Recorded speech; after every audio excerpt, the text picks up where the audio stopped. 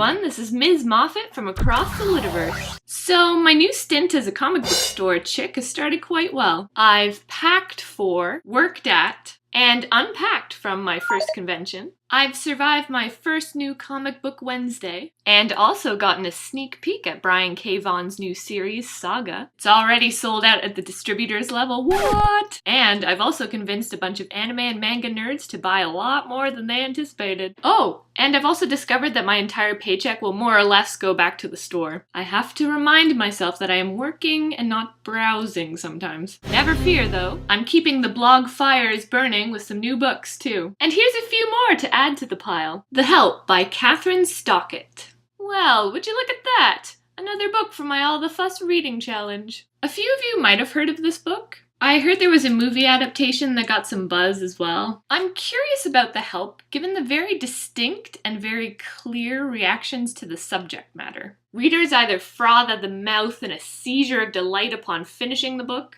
or they choke on the bile and rage that this book inspires. I am so looking forward to this one. Blueprints of the Afterlife by Ryan Boudinot. I first heard of this book from the website IO9, a site that specializes in science articles and science fiction treats. And I admit their book reviewers have an excellent eye for books. Blueprints of the Afterlife takes place in a future where a sentient glacier has wiped out most of North America, and medical care is supplied by a network of nanotechnology, where human nervous systems can be hacked. Say no more. You had me at In a Future. Durr by Ryogo Narita.